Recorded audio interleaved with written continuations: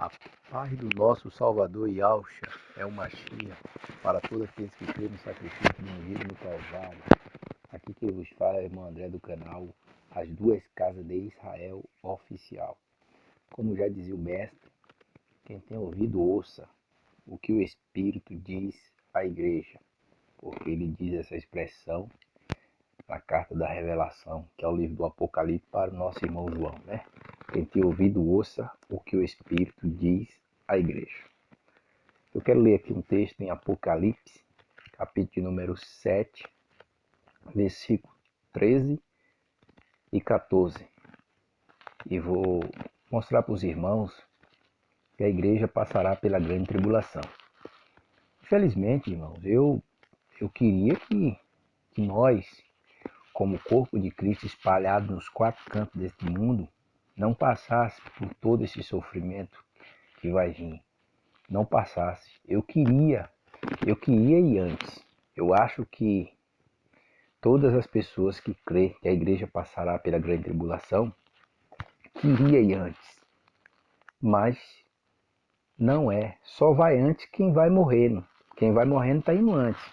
Caso contrário, a igreja passará pela grande tribulação. Deixar bem claro, a igreja vai ver o anti-messias e vai ver a besta. A igreja vai sofrer ataque do falso profeta e do anticristo. A igreja passará pela grande tribulação. Olha o que diz aqui em Apocalipse 7, 13 e 14. Então um dos anciões me perguntou: quem são estes que estão vestidos de branco e de onde vieram? Quem são esses que estão vestidos de branco e de onde vieram? Respondi: Senhor, tu sabes. E ele disse: estes são os que vieram da grande tribulação, que lavaram suas vestes e alvejaram no sangue do Cordeiro.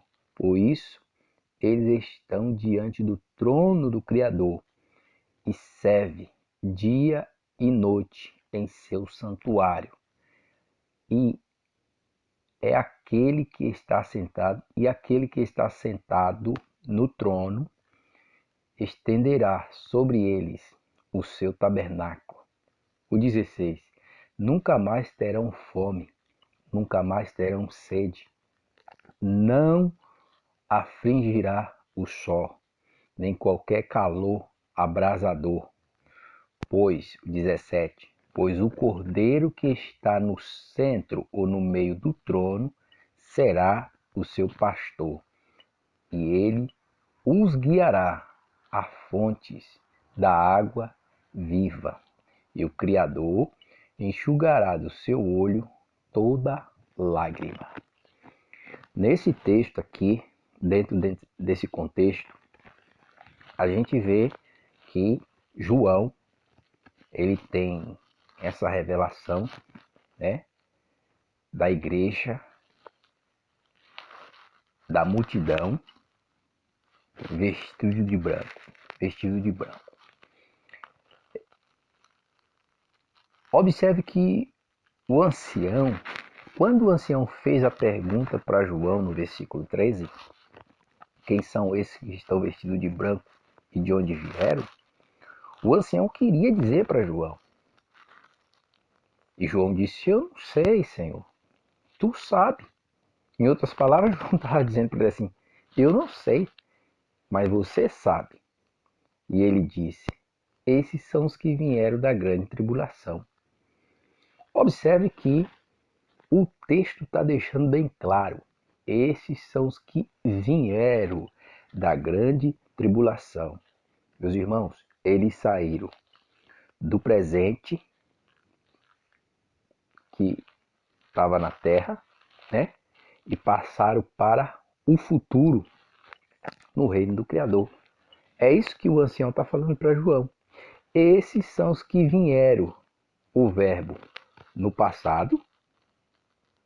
E quando ele diz que está diante do Criador, diante de Cristo e lavar as suas vestes, ele coloca o verbo no presente.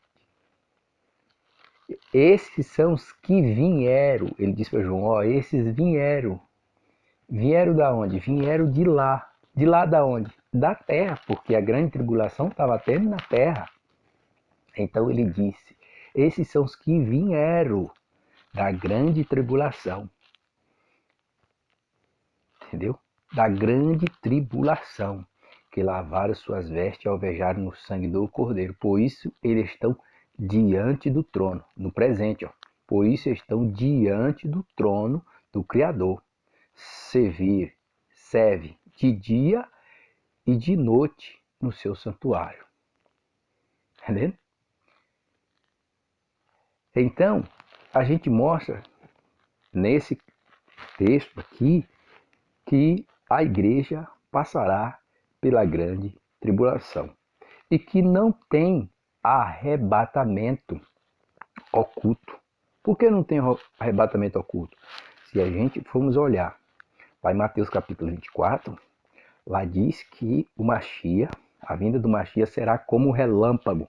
Meu irmão, até na hora que está trovejando, relampeando, a gente vai para fora e dá uma olhada. A gente consegue ver o relâmpago. Nós conseguimos ver o relâmpago. Nós conseguimos escutar os trovões. Nós conseguimos escutar. Então, se a vinda de Cristo será como relâmpago, isso quer dizer que não vai ser oculto. Vai ser como um clarão. Todo olho vai ver. Todo olho vai ver. E quando diz lá que um será tomado e o outro será deixado, ali vai ser tomado. Tem duas interpretações para esse texto. Ali será tomado os cristãos depois da grande tribulação e os que será deixado nas duas interpretações. Alguns creem dessa maneira, que quem será tomado ali será os cristãos e deixado os mortos, os que vão morrer. Mas a outra interpretação, e eu fico mais nessa outra interpretação, a qual diz claramente que dois estarão numa cama, um será tomado e o outro será deixado. Então ali eu não creio que é imagina se os dois na cama ali for o marido e a mulher, os dois cristãos, não tem lógica. Então ali para mim, ali é um será tomado e o outro será deixado, ali fala-se da mesma pessoa. Isso que é corruptível vai se revestir de incorruptibilidade. Então, quando Paulo escreve para os irmãos de Corinto, no capítulo 15, versículo 19, diz que carne e sangue não herdará. 1 Coríntios 15, versículo 19 diz assim, que se esperamos em Cristo só para essa vida, somos mais miseráveis dentre os homens, só para essa vida. Mas no versículo 50, de 1 Coríntios 15, diz que carne e sangue não pode herdar o reino do Criador. Então, eu creio que esse que vai ser levado é o espiritual. Fica a carne. O Mashiach diz que o espírito é o que vivifica. A carne para nada aproveita.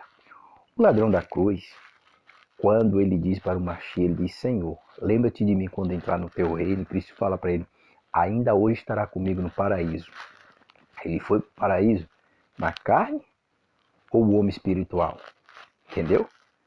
Quando Paulo escreve em 2 Coríntios capítulo 15, que ele diz que eu nesse tabernáculo, nesse corpo, estou ausente do rei, eu já quero me despir desse corpo. Ele está dizendo assim, eu quero deixar, em outras palavras, vamos entender aqui a borboleta, né? Eu quero deixar o casulo, eu vou deixar o casulo para habitar com o rei. Então quando Paulo disse, eu quero sair desse tabernáculo para habitar com o rei, porque eu nesse tabernáculo, eu nesse casulo, em outras palavras, eu estou ausente do rei. Tá entendendo? Então, é isso que a gente vê, que a igreja passará pela grande tribulação. Ah, mas eu não acredito nisso. Eu não creio dessa forma. Eu não posso fazer nada, irmão. Está na Bíblia. É só a gente meditar e ler um pouquinho. Olha o que diz aqui em Apocalipse capítulo 13, quando a besta que sobe do mar.